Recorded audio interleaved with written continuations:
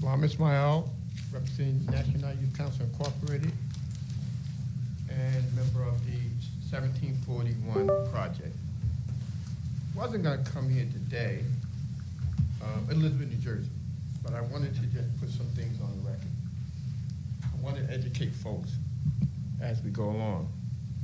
As we mentioned before, what happened in 1741 was horrific.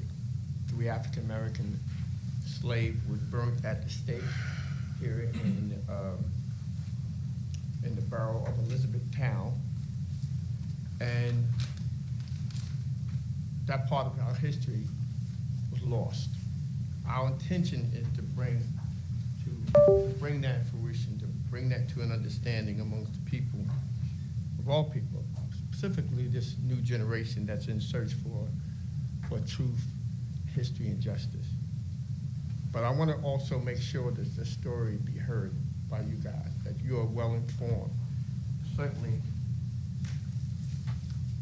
a guy like me always try to have his facts together. Let me tell you how it all started out. This became a province. This individual, King James II, was the one who appointed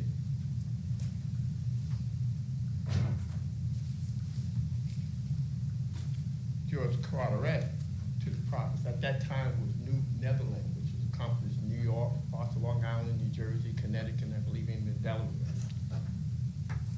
George Carteret also appointed a governor. That governor was a relative of his name was Philip Carteret. He asked that governor of New Jersey, he asked that governor to name the city, which was going to be the state capital, Elizabethtown, after his wife, who also was his cousin. In fact, they married their cousins. Fast forward, that was about 1665. Fast forward 1741, there was this plot to turn over plantations, to kill white people, rape their women, what have you. And there's been stories thereafter. There was some more solid stories said that it was the Spaniards, because the British were fighting the Spaniards and what have you, that put the word out there to put that false claim out that the slave was going to overturn these plantations across the land of New York and New Jersey and what have you. So it was a lot of hysteria. So they gathered many of the slaves, over 100 or so, including slave supporters. And some was hanged, some was burned at the stake, some was sent to the Caribbean islands, where slaves first started.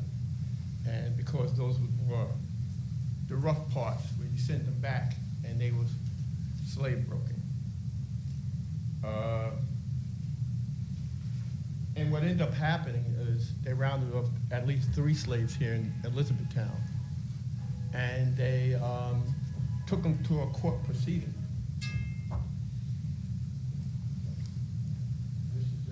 I'm going to make sure everybody gets, and those proceedings including a trial where they was found guilty and they were left in charge by a sheriff. The sheriff's name was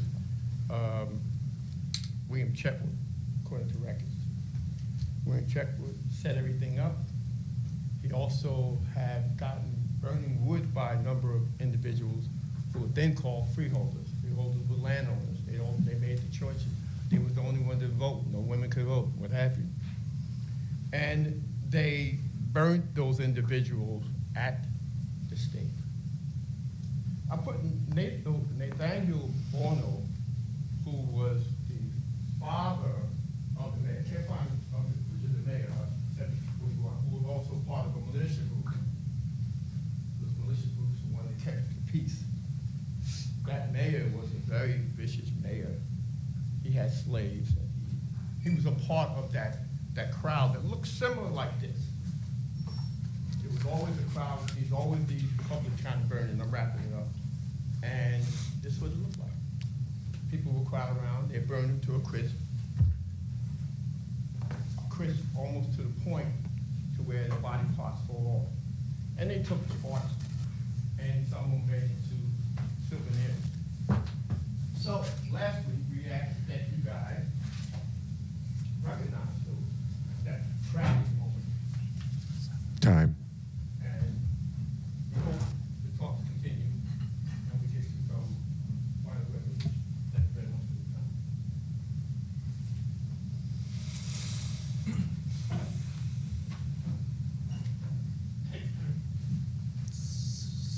Seeing no one else,